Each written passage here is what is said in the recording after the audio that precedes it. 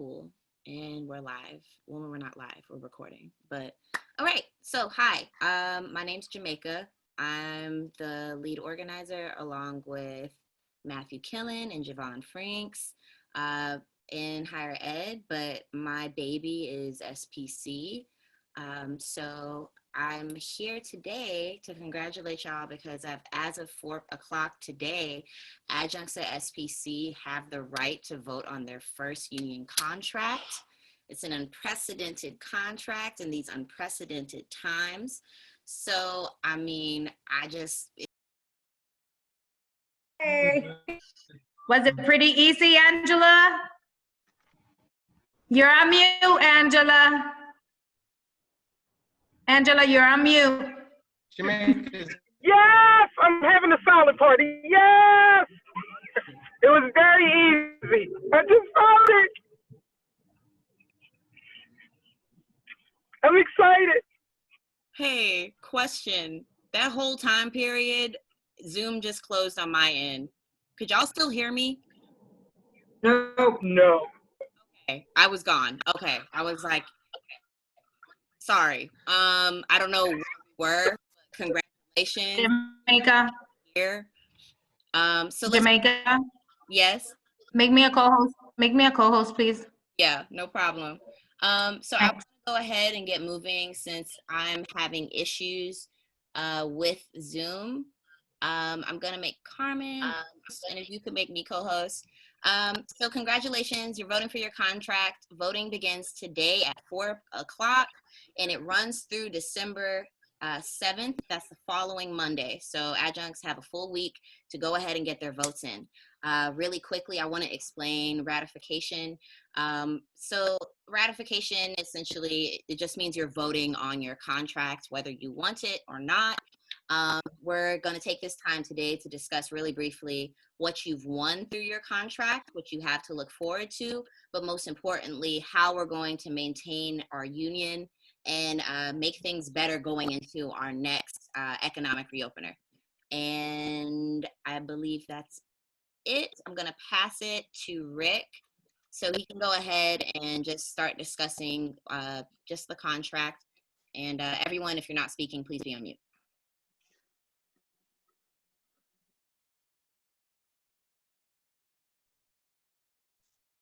All right. There's several things in there. A lot of them are just the result of contract negotiations. I'll just kind of just go down the list.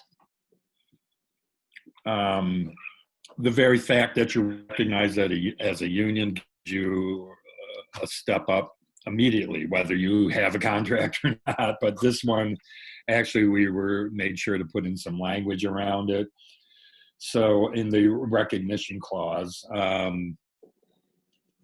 St. Pete College cannot make any, no unilateral changes without going into bargaining. They have to give the union notice, 14-day notice, I believe is, of any changes that are made, and then that then goes into a bargaining period, which you all know is, if you've been at, if you're at St. Pete College, you know this is beneficial because everyone else in the college was given notices at the about halfway through this year saying you are subject to a 3% wage decrease, whether you like it or not. Won't happen with us. So that's kind of number one. We've established some academic freedom language.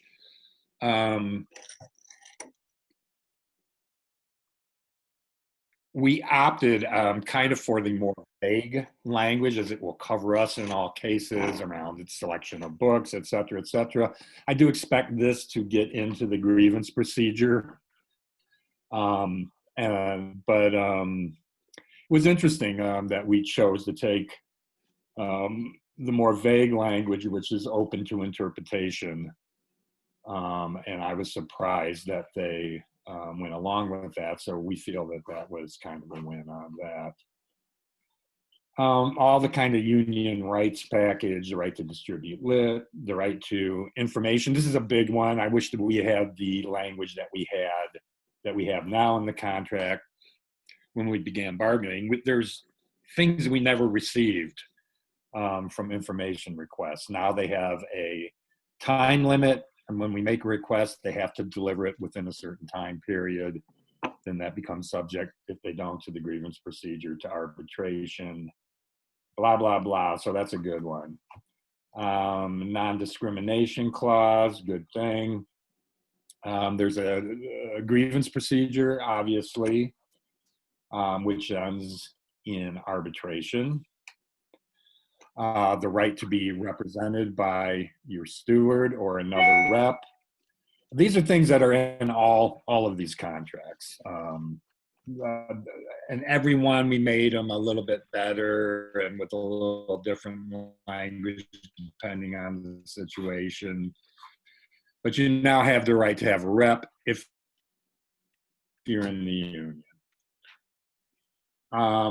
This isn't kind of like the camel's nose under the tent on this, because we're thinking of ways in which we can up the amount of hours, make things a little more clear for planning your lives. They have to establish adjunct rosters in departments, and they have to use them. So this is a great, this is good language. We could have fought forever and never came to any kind of resolution. We came to a resolution over this. There wasn't actually much of a fight around this. And actually, me and Joey have talked about this before, that this is actually another real benefit to this, is that if we can establish the roster system within a geographic area, you guys, Michelle, Renee, you might be interested in this too, that if we can build those rosters up and say, okay, those rosters are to be used. This isn't how it is now, but this is how you can look down the road.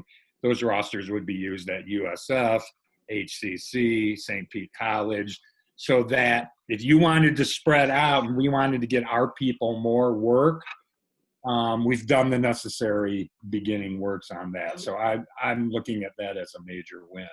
Yeah.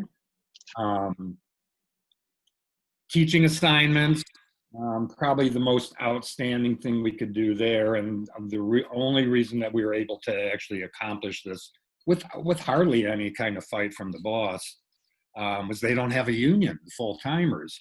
So we've been able to, they must put class assignments in writings 2 weeks before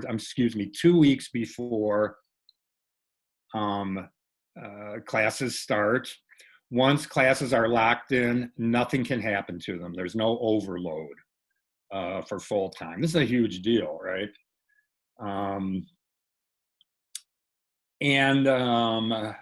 We put in some language around it. We recognize some things are going to come up the day before or 5 days before. So we realize that this happened, but the majority of classes have to be given out before 3 weeks. So that's some really good language. That's something we can work on in the other contracts as well. And also getting that written offer, I think, is important. The cancellation fee, just like everyone else, $150. Preference for full-time faculty positions. If you've been around there, you will get an interview at least. The consultation process, as we've gotten in other contracts, this is a quarterly process. We feel we need to be in there every quarter, pushing for different things. Extra work assignments, like in Miami-Dade, like in Broward. There is budgeted money for extra work assignments. We weren't able to win the that said it's priority, or that adjuncts would be the first to receive, but we're blame on that. So that's an opportunity for people who aren't getting enough time to put in for the extra work assignments. Be able to be at orientation sessions, have a room next door to the room where the orientations are happening. We won that.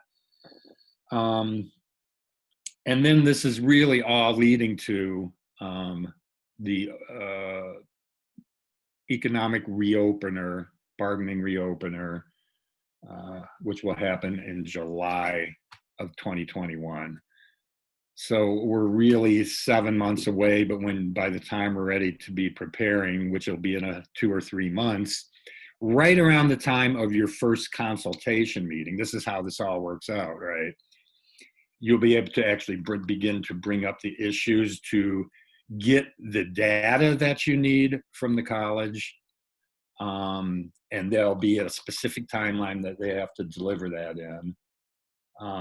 So that's, it's a package which upped the money somewhat, and considering, considering the economic condition that all the schools are in, considering the pandemic, considering the worst possible, you went to bargaining at the worst possible time, came out with a pretty decent track. It'll be even better next year in the reopener. So I'm going to just leave it right there. There's other little things in there. I was just trying to hit the major points. If anyone has any questions, let me know. Yeah, let's hop right into it. So in order to minimize people kind of stumble over each other, but if you do have questions or comments, just please preface it by hey, I'm Jamaica, I teach at this campus, just so we can have a better idea of who's on the call. But please feel free to ask questions or make comments.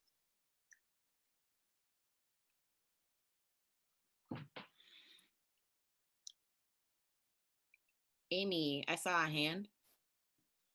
Unmute. Oh no, okay, hang on. Hear you? You can hear me? Oh, good, okay. I don't, what do you mean when you said a quarterly process wherein we can be in there every quarter pushing for things? Does that mean the contract's gonna be changing every quarter or something like that? No, everything that this is, and I should have said this, all of these things are locked in. Oh, good. For 3 years. Okay. But we go back to bargain for more money in July. Then the next year we go back and bargain for more money, and then the next year. Every year, not every quarter, every year? Every year. The quarterly meetings are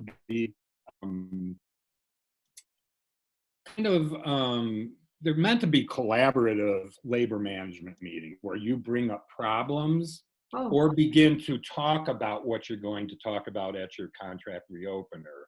We know, for example, the kind of data that we now need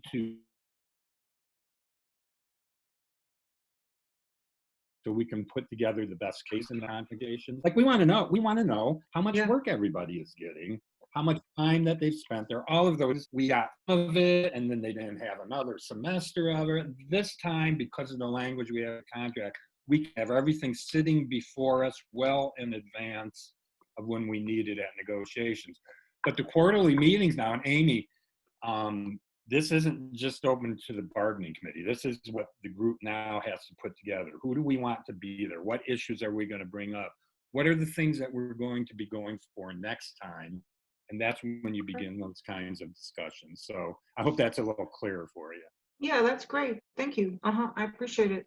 And one more question, if you don't mind. You said something that you upped the money somewhat. So are we going to be paid more for each class or something like that? No. Everything all the money was all on peripheral items. We weren't able to get a percentage increase, and you can see why. But as we go into our next bargaining session, it appears as though attendance is coming back up for the spring. I know on a bargaining committee, several people have been offered more classes than they can even want to take at this point. So we're hoping that there's going to be the kind of economic recovery where we can see wages raised, either by a percentage or to set a, for example, like at USF, what we did is we said, we want to set a minimum amount of $1,000 per credit hour, which would be great if we won that at the community, at the colleges, right? That was at the university. Mhm. But we have to approach this about the money very carefully, and we'll have a much better idea about how attendance is impacting things. Are students graduating? Are they retaining people? If not, what can we do to help that out in exchange for some monetary compensation, et cetera, et cetera. So. Oh, okay. Yeah. Okay, sounds good. Okay. Okay, thank you. There's a question from Rain Psychology, Clearwater and Tarpon Springs campuses. She is curious as to what is the outcome, or what was there, if there was any talks about getting fair reimbursement for mandatory trainings that makes many hours. We went round and round about this. This ended up being, and I want people on the committee to speak on this, because you guys were the ones that, we all pushed for this, obviously, but their position was, for example, was if you didn't take the online training, then you're not qualified to teach here. So it was not, you had to have it in order to teach, so it's not an extra class. We, of course, didn't agree with that perspective. We weren't able to reach an agreement around that. But I'm sure anybody on the committee want to speak on that and give them an even more detailed blow by blow. Terry? Hi, Carmen. I'm Terry at St. Pete College. The exchange there was pretty terse, and the administration was really took a firm stand. They said that it's not mandatory, because you could choose not to take it, because as an adjunct you would choose not to take it, and then you just wouldn't be hired. You know, that wasn't part of their obligation to us to compensate us, but also that it was considered part and parcel of the work if we wanted to do the work, you know. So they were not in a charitable view on mandatory work, and then they quibbled about what constituted mandatory. And so yeah, we didn't make much progress there at all. And they just came back and said, you know, we don't have to do this, and we're not going to, basically. That'd be my summation. So thank you. A lot of times when you do this, that's not a surprise to me that what didn't happen this time. But what you do is begin to develop a case. So, and this might have been on the last day of negotiations, or close to it, maybe one in the last, either the last one or the time before that. We began to build a compromise position at this. I thought that it was quite good. The committee came up with it was quite good. We would give them, what was it, 2 hours or 3 hours? Right. Then we'd say, okay, there, you can have that, but anything after that, you have to pay. Right. And I think we got rather close to that. Maybe would have came up with something after another couple sessions, but we needed to nail it, because we want all of these things to be in play for the next semester. And we were right at that edge where that's why this rush to ratify is happening. We need to get that passed, and then apparently they're going to do it at the Board of Trustees is going to do it at a workshop and pass this, so that this agreement will be in effect for the spring semester. But I'm sure in the next round that this is going to be it's an economic issue, so it does come up in July. And I'm sure we can reach, if not a total win on this, certainly on the compromise position. We probably should have put this up front a little bit more. Y'all can blame me for that, because I should have probably seen that coming, but didn't. But we'll get it. We got 6 months. Yeah, I just wanted to add, Rick, I didn't want to leave you with that quite as negative a perspective on it, Carmen, but it's just, they took a firm stand. I think we argued it pretty effectively, Rick. Yeah. And as you said, gave them a middle ground position that we could have kind of worn them down on, probably, because it's in their best interest to keep a stable of the most qualified adjuncts and to encourage them to stay, schooled up. So their position of like, well, it's, that's your choice, take it or don't. I mean, that's not really a very tenable position for them in reality. So They probably would have had to move if this would have came out front and bargained on right at the get-go. We probably would have worn them down and got to some kind of compromise position. This didn't come up till later in the bargaining. And once again, like I said, I should have been more strategic in thinking about that. But we know that now that this is going to be a big issue for us next time around. It's good. And so we'll come out right out front with it. Right. And I think you're right, Rick, building the case. We saw that once we got started, we didn't have our case built really, but we'll have time now to really put it together, I think, and argue it better. Okay. All right. I'm sorry. Go ahead, Jamaica. I was just agreeing with that because it's like you learn how to do it better every time you establish a new contract, but each school has its own specific set of like circumstance and, just the context of what we were working with the fact that SPC doesn't have that much money. However, I do think going into the next economic reopener, like we were saying, we have built a better case and more people are aware of the union. So this is an opportunity to really build and get stronger. You were saying, Carmen?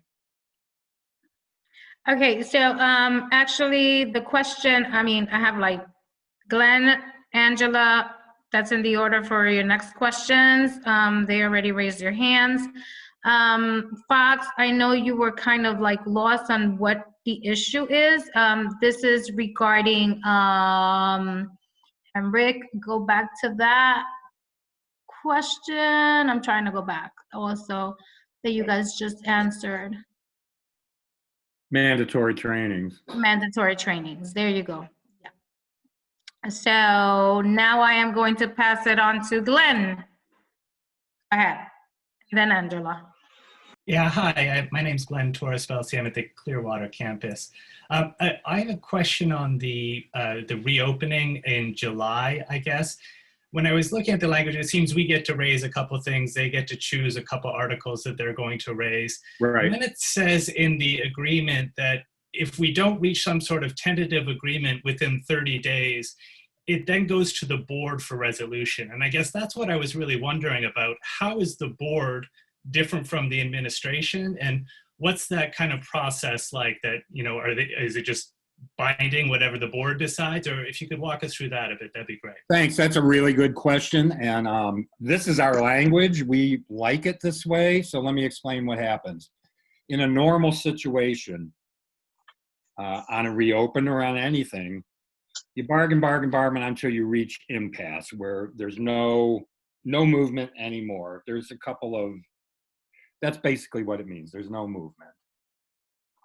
In that case, under normal circumstances, it is then given to what is called a special master, who is basically an arbitrator, a judge. He or she hears that. We make our cases before them. Now, it takes 3 to 4 months to get to that. Then it comes back. Doesn't matter where that judge rules, the board decides, always.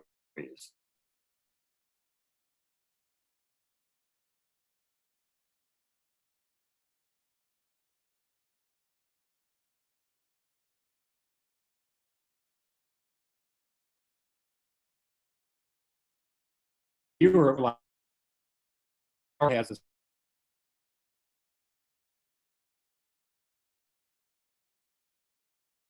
put some pressure on the board. So we've got 30 days.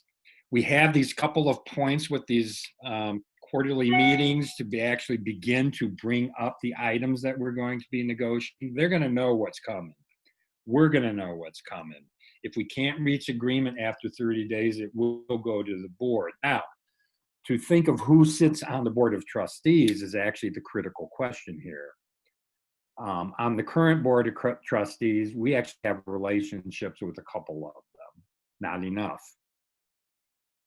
A governor's race is coming. The governor names all new people to sit on the board of trustees. We will be heavy players in the governor's race because we want them to pick people we want on the board of trustees. So then it becomes a totally political question. The board. We kind of went into this bargaining, not me apologize.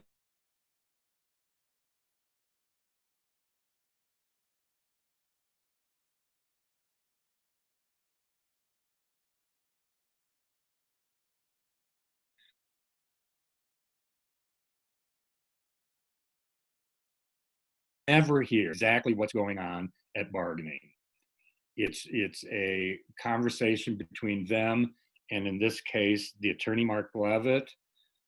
They don't know the issues. They don't understand it. It's completely kind of isolated from what's going on at the table. We always feel if we have put them directly into the game and make the argument directly to them, that we're always in a better position. So that's why we made that proposal about, hey, if it isn't done in 30 days, we want to take this to the board. Now, hopefully the pandemic will be definitely relieved by that time because of vaccine. Hopefully all this stuff changes and social conditions changes where we'll be able to do and exert the kind of leverage that we normally can do in a contract that I said, when that board of trustees sees a couple hundred adjuncts out there and the case has to be made directly in front of them, it makes a gigantic difference. So that's why that's in there. And we see that as, the union sees that as actually a better system of doing things than waiting 6 months to take it to the board. Was that clear, or you get that? Yeah, I understand. Thank you.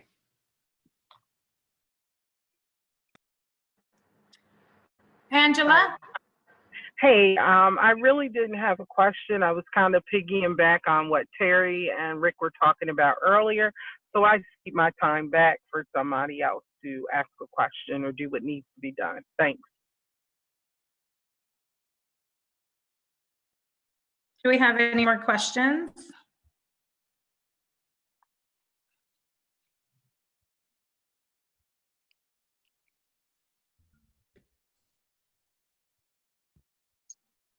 I have a comment. I was talking to a professor just now, and she had to go into work. She wanted to join this meeting, but she wanted to know if it was recorded and if it was available to look at later. Yes, that portion, Jamaica is going to make it available, and the reason why she is recording it is so she can also send it to you guys as individuals. So she will be doing that towards the end. And by the way, all the sessions I believe all the sessions were recorded. We have copies of them. This is all really good because if you end up going to arbitration around a certain piece, I expect there might be a couple of these that a couple of items in this contract that will get tested in the grievance procedure. It's wonderful to have the whole thing on tape to say, look, it's pretty clear what we agreed on by the conversation that's going on there. So that's another spot that we're in because of Zoom, we're a better spot on that. So anyways. So while we're here talking about like the next contract, and also thank God for Zoom, like that's one of the benefits, honestly, of having had to organize in the middle of a pandemic. Like we had the ease of like recording all of those sessions. So that is another measure of accountability. But since we're on the subject of like looking forward, like for the economic reopener in July, I think it's really worth underscoring the fact that as a union, we are most effectively able to bargain and negotiate for a good, strong contract when we have active, engaged membership. And so a huge part of that isn't just like, okay, we have this union, but people don't actually utilize it as the tool that it is. But it's also pushing for things in the political sphere, like Rick was saying with the governor's race. Our local elected officials are a huge part of that. Another example of this is the fact that we had 27 endorsed candidates this past primary. And out of those 27 local, like elected officials, 23 actually won. So those are more people that are going to be in the House and in the Senate that actually support working class issues. They literally were screened by our membership. So that is such a critical part of us being able to successfully bargain and be able to have a better contract going into the future, just our engagement politically. So if you do want to make sure that we're contributing, and part of that, how you're able to contribute to our political work is through COPE, and that's something you can do an update on your card. So I can drop that in the chat if you would like to make sure you're like contributing to this as a member. Ooh. Let me point out a little bit about the importance of this is so many of the changes that need to be made in our contracts, and I'm talking to everybody, not just St. Pete College, we're not going to reach parity with full-timers without significant legislative change. In other words, it's, you know, they're going to have to say, this money is coming through the legislature to go back to the colleges, and you have to have this much for adjuncts. That's the only way we're going to do. That's the only way that we're really going to reach parity, or do things like get everybody covered under Social Security. That will happen at the legislative level. You know, what Jamaica just said was so true. And, you know, what kind of blows my mind is the union's director of higher ed, Angie Nixon, is now, she ran for office, you know, she's now state legislature. We don't have to worry about who's going to, who's going to put this stuff on the floor anymore, right? And we have now like a whole army of legislators. Hopefully we'll be able to win something in this session, but you ever going to get to parity, you ever going to win on the things like Social Security, that'll happen at the legislative level. So politics is a much bigger part of the game here than in negotiations anywhere else.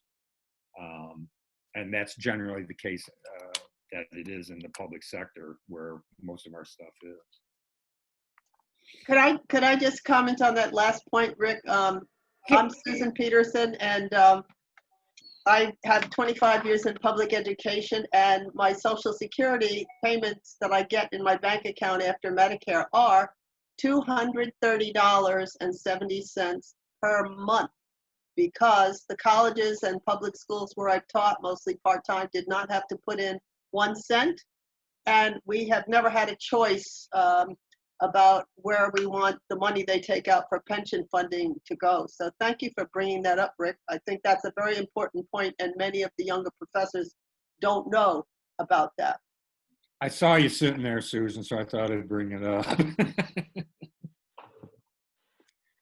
Joey, I know you had a question and you had your hand raised. Go ahead. Yeah, I just wanted to make a comment. I think, you know, obviously, and this is Joey Brenner. I'm the other, director of organizing and bargaining. I do contract for the local with a lot of the other higher ed units. One of the other kind of benefits of getting in and getting this, potentially ratified before the full timers, do the same is at each of the other institutions, those who work at like Miami, Broward, HCC can attest. these full-timers love to be able to, and I'm not making this about them versus us or anything. I'm just telling you like the name of the game in terms of the market is that for 40 years, full-timers have been able to pretty much everywhere nationally that I've ever seen to just be able to pull overloads whenever they want. And we know that they're seeking to do that at HCC because, for example, HCC full-timers aren't getting a raising this year, but what they're likely doing is trying to pull classes from adjuncts. One of the benefits and one of the most pleasant, things I've seen here is you've basically eliminated the ability of the bargaining unit work to be taken from adjunct faculty, and set forth, like, say, for example, full-timers organize and start bargaining. They won't have the ability to take those overloads, which a lot of these other colleges have seen full-timers do to adjuncts for 45, 50 years. So SPC, basically the buck stopped there as far as that's concerned. And that's no small amount of income. That's, potentially tens of thousands of dollars into the adjunct faculty unit. That's a win in itself. And I did a lot of research looking at a lot of the private sector and public sector contracts, and I've not seen any, unless it's the last year and a half, I've not seen any adjunct faculty contract that prohibits the rights of full-timers to take overloads. So this might be the very first one in the United States. And that's something to fly the flag about. Awesome. I have a question on the chat from Terry. What is the process for requesting budget information from administration? That's from Terry. Well, she kind of knows this. Yes. But We've had a process before ratifying a contract, but then once the contract's ratified, they're under more obligation to provide information, and it's on a quicker timeline. But I was wondering, do I contact, what's the process? Well, look, you guys are now moving into, that's, I told you the last time we talked, it's like, take a break here, Thanksgiving, whatever, take a break till Christmas, whatever. But right after, you have to have your stuff together. So things like this, there's a list of things we're going to need to follow up on, so we understand that it's happening in the next semester, right? Things like, we need, where's the form that we fill out that we want extra work, that we want to see the rosters that you've created. And here is our requests, whatever we're requesting, our information requests. So this depends on two things. Number one, you've got a rep, it's Jamaica. So you work with her on this. That's basically the question, right? You, Jamaica, who? No, but I think what we want to do is build up, because what we were very careful in this bargaining session is to say, it ain't going to be Rick. Rick ain't going to be around. It's going to be you guys, right? So you have to come up with some kind of way that you develop, your leadership structure. Is this going to be a chapter? Is it going to be a chapter on a geographical basis? That's something that the whole union has to figure out. But it has to be together, so you guys sit together with the rep. You're those that say we need A, B, C, and D. I know how to write that request out. I know how to do that. Should it be me? I'm talking about if I'm Terry or if I'm Bob or whatever. Should it be me asking? Yes, it should be you asking. The more that they know you're the face of the union, the better it is, right? So yeah, there's going to have to be some cooperation at first, but it's all about getting your own leadership structure together. How are you going to do those things? Because you're going to have to do those things in January, really.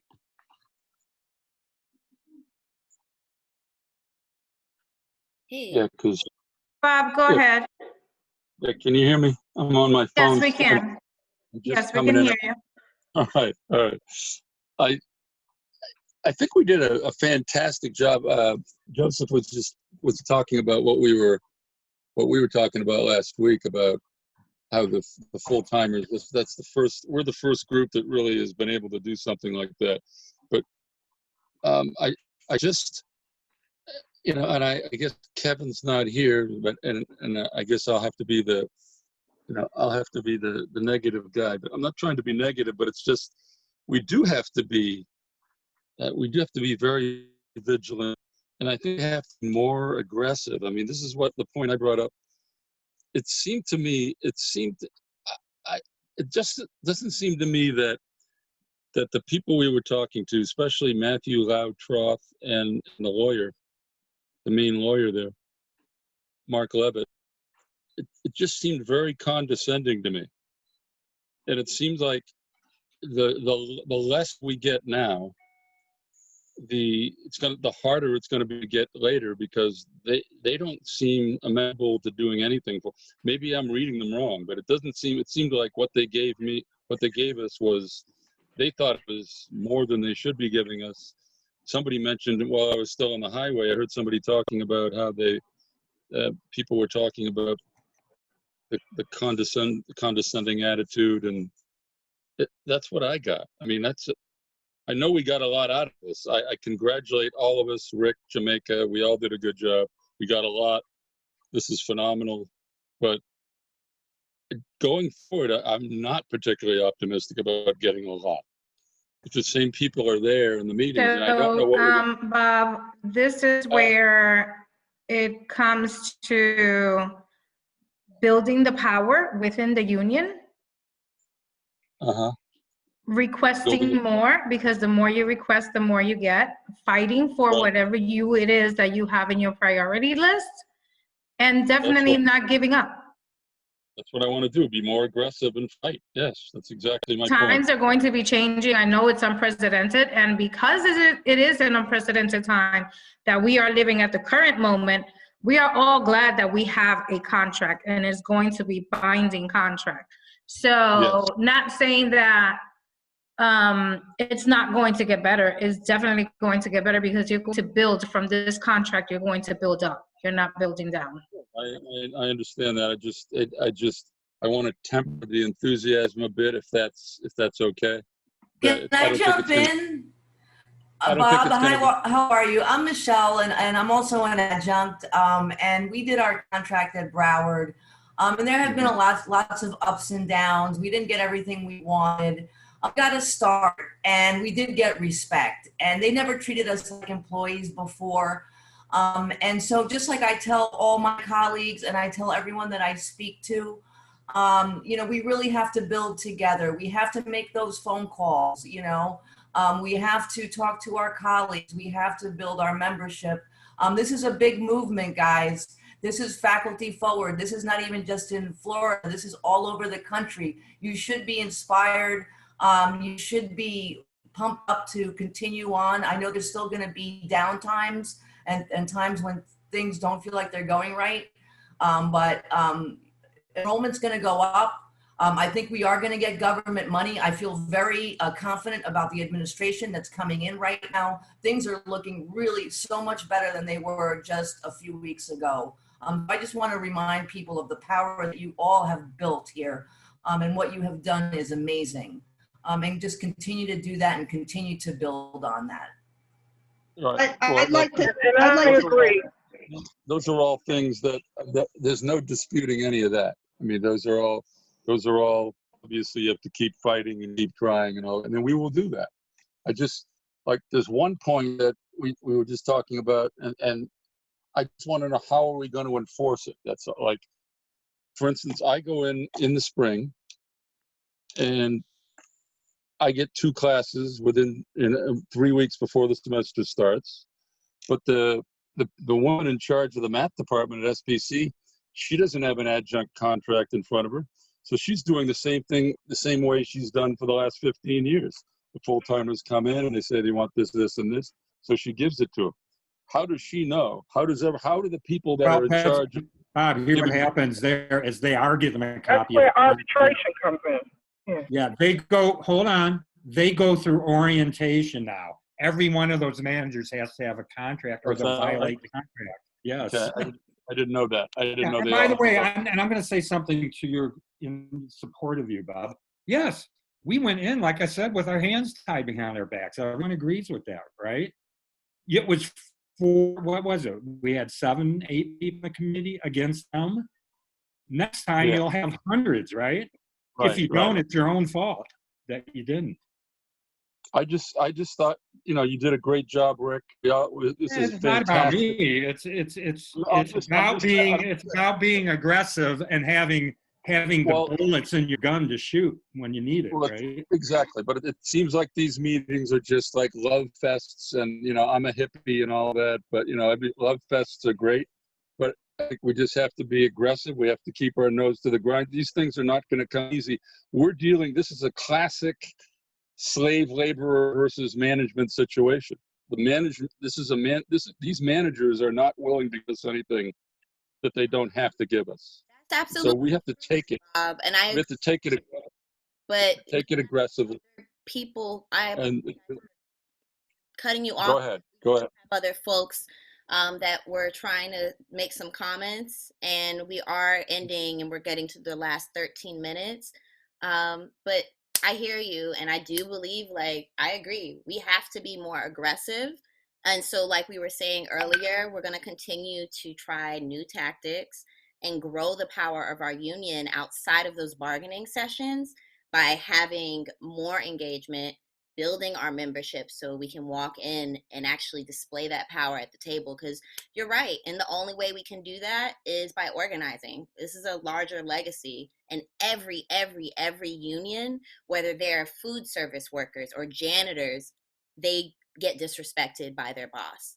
So that's part of the legacy, and that's part of what we're doing. I see a hand from Angela. Yes, I was just going to put her through. Bob, this is no way a love fest. This is just a celebration of what we have already. We've talked about this, Bob.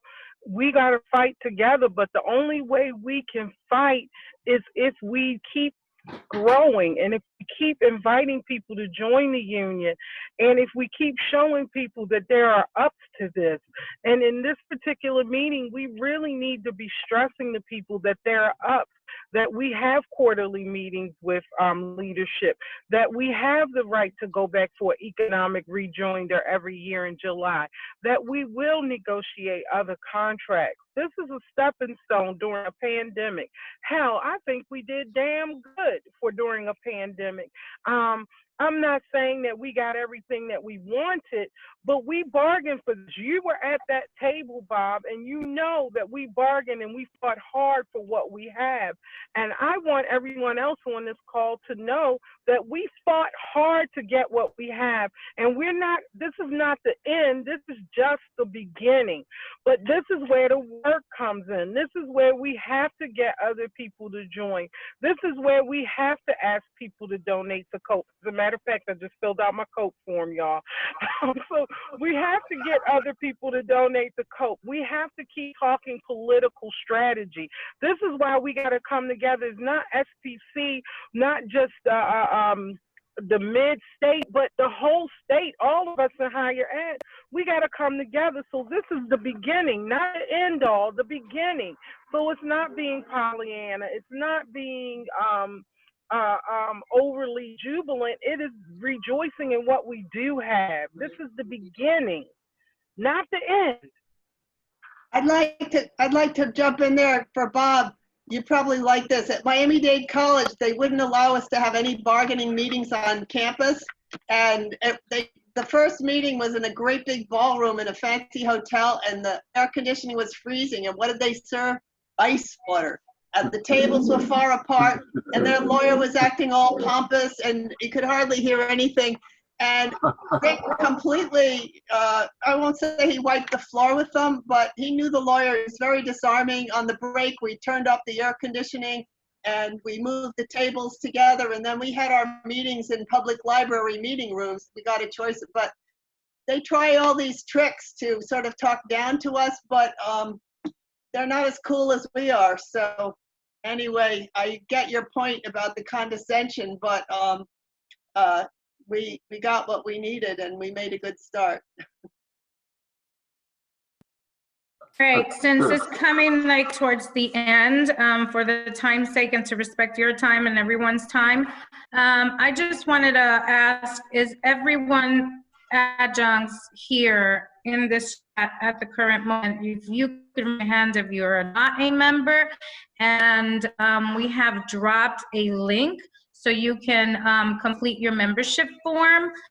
Besides your membership form, there is also the Ask for COPE, which is only going to be beneficial to not only the union, but to you, because this is your union. As well as we have dropped also a link, because if you guys were not aware, you should go into your work email at this current moment and see if you have received your ballot. It did come from Aaron Dietrich, so he has set it up in there. You only have the ability to vote once. Please vote correctly. Angela already voted, so she was the first one, so definitely they're out. Please check in your mailboxes. Also, if you do not see it, please also check your spam, your trash, and your junk mail. It might be in there. If there is, please let us know, so we can also, once we're making phone calls, we can make sure to communicate that to other adjuncts. So who here is not a member just yet? Some here. Okay, Deborah. Yay, Deborah. Jamaica, if you can please drop that link in there so Deborah could go ahead and join. Who else? Don't be shy about it. This is all family. This is your union. Let's go. Let's all join.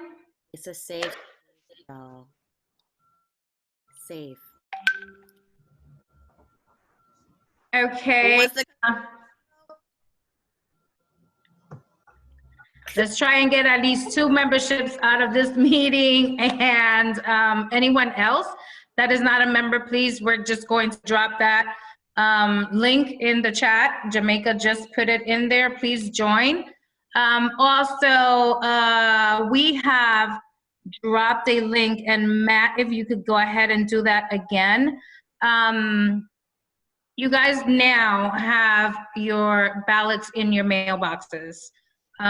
We are more than welcome to have you all present in this meeting and knowing more about your contract, but also we want you, because you are the adjuncts, you are the unions, to communicate with your fellow colleagues and push this forward and make sure that your colleagues know that they have those ballots in their mailboxes to please open them up and please vote in favor of their contract, because this is your contract, guys. Let's lift this up and pass it along. How many of you are, please give me maybe half an hour of your time to make some phone calls? We have the Open VPB link in the chat, and we can start making these phone calls now so everyone knows about their contract and to go ahead and vote. We do have until December 7th at 4 p.m. to make this, to vote, but we want to make that out of the way and do it as quickly as possible. So we don't have to be calling you guys. I just want to point out that, I'm sorry, the clutter section of the mailbox is where my mail went. That's where my ballot went. I'm sorry. Thank you for pointing that out. I have to mute. Yeah, I'm sorry, hold on. The clutter section of the email is where my ballot went. You need to warn people that not in the junk box, not in the spam box, it's in the clutter box. Okay.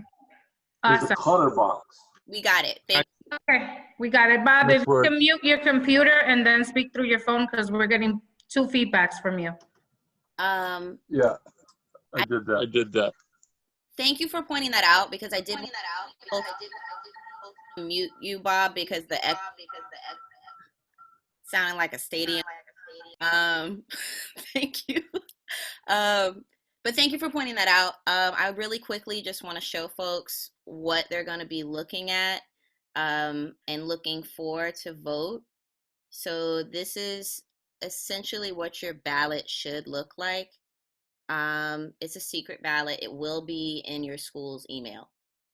We cannot send it to your personal email to ensure that it is a secret ballot. You'll just click begin survey, and then you'll be able to vote. Like Bob was saying, you want to look in your SPC email, check for the email to be from Aaron Dietrich.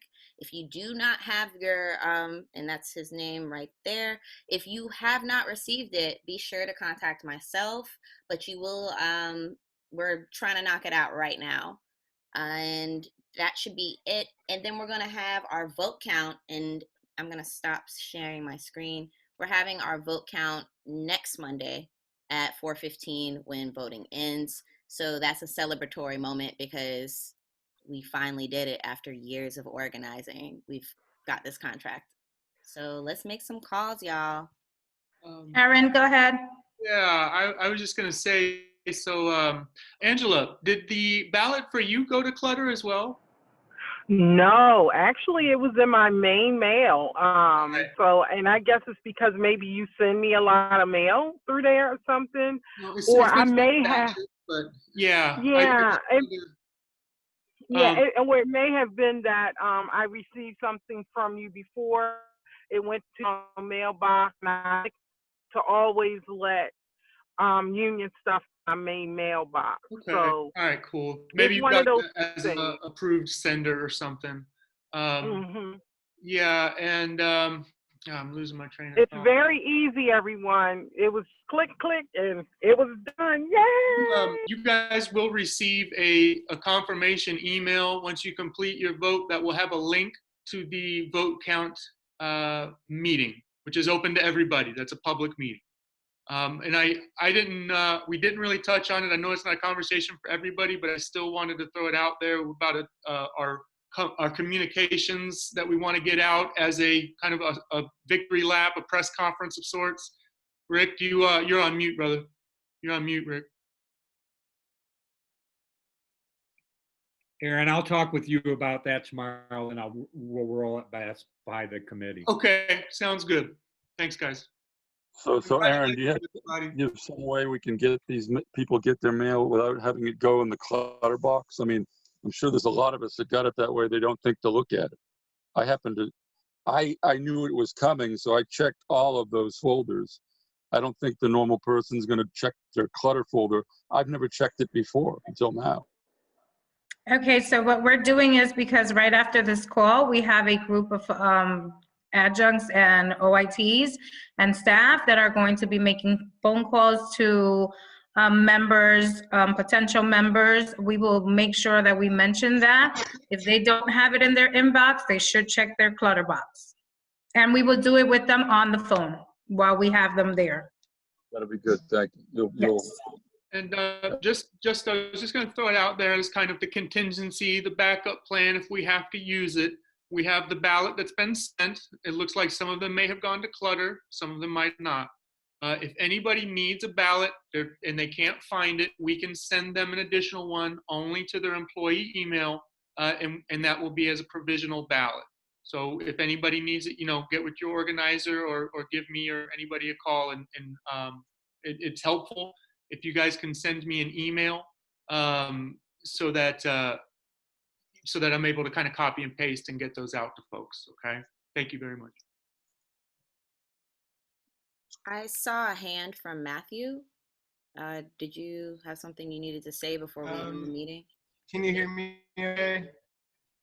Can you hear me okay, Roboti, a little? Let me mute my screen. That sometimes helps. Sorry. So yes, as Carmen was saying, I just wanted to piggyback on that, is like the best way to get through any of these technical discrepancies is to talk with people. And the best way to do that is to use this phone bank and get on there and just talk to people for 30 minutes. There's really only about 400, 500 people that we really need to reach. So with all of us on, it won't take very much time at all. So that's all I have to say is like, I'm ready to start phone banking. I don't know about y'all, but I want this contract to pass with like 99.9%, because then we make a mandate. We say like, not only did this contract pass, but it got over 90%. Not only did this contract pass, but we got 10% increase in membership you know? So like, whenever we come back to the table, we say like, you know, as they were as excited as they should be for getting to this point so far, where we're going is the limit's up to you. So the limit is like, how many calls do you want to make? That's how much better the contract will be. So I'm excited to make some calls. I don't know about y'all. So what we can do at the current moment is leave the Zoom open just in case if anyone has any questions. We will be here to answer those questions. Again, Matt, if you could do that drop one more time. There you go. You knew where I was coming from because you dropped it right away. If we could get on those phones and give it a try and call our 0s and 3s or 1s and 2s and make sure that they are aware that the ballot is in their inbox. And if it's not there, please look in your clutter box and make sure that they do have it and they vote. And we knock this out of the park. So we will leave this open. Who is going to be making phone calls? Michelle, Jamaica, I have Susan. Anyone else wants to join us on calls? Come on, guys. You're doing this for yourself. Hey, Jamaica, can you Ryan. Jamaica, can you share your screen and just like click through the open phone bank and kind of show them how easy it is? Yes, of course. No problem. I also dropped my number for anybody who gets in contact with somebody that might need, crap, the chat just closed. That might need a little bit of assistance or guidance or have questions. So I'm going to open the phone bank because we're going to have a little party to kick this thing off. Can y'all see my screen? I'll take the silence as a yes. My computer is going slow. I apologize, y'all. Ugh. All right, Jamaica, I'll show them. Oh, it just pulled up. Oh, there you go. You got it. Okay. Yeah, you got it. Go ahead. Yeah, maybe you should take it, Carmen, because everyone in my apartment complex is on the internet right now. Oh, okay, yeah. Okay, we got it. So, this is what you're going to be viewing when you hop on. It's really simple. So this is a 0s and 3s phone bank. In union lingo, a 0 is somebody who has never been contacted about the union. A 1 or a 2, a 1 is a leader, a 2 is somebody who is in agreement that the union's a good thing and they've signed a card. A 3 is in the middle. So a 3 is somebody that is undecided. So this phone bank is full of 0s and 3s. And so essentially you're gonna make the phone call, you'll see it right there. You'll have your entire rap or script. The rap is a guide. You don't have to follow it explicitly, but you just have to hit it like a roadmap. You know, how you get there is up to you. But this is essentially it. You just can go through the rap like that. It provides all the contract wins. Do you plan on voting for this ratification? The answer is going to be yes, because it's a great contract and it's the first. And then, do you plan to support the contract and vote yes? Oop. Wrong thing. I meant to put yes. And that's essentially it. And then you can invite them to our voting, celebration with the Zoom details, all the necessary links. So you're good to go.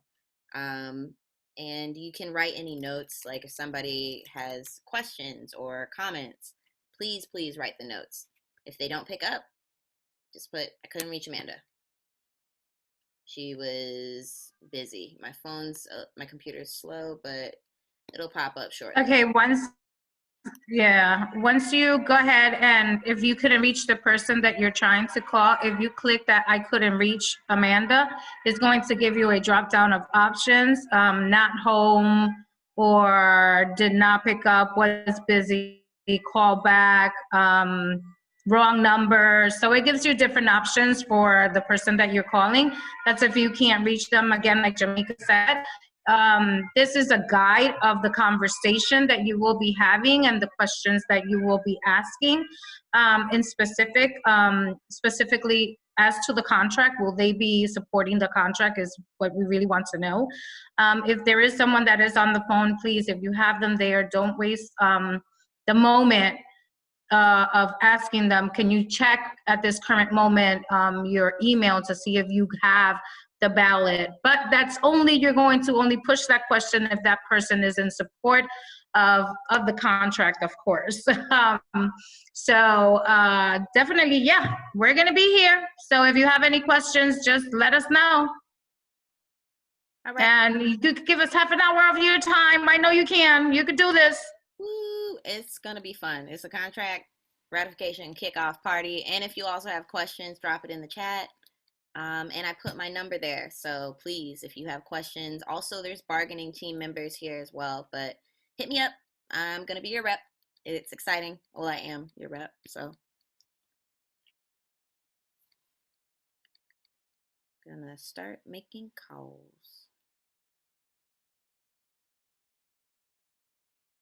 Y'all let me know if you need anything in the chat. 1 second.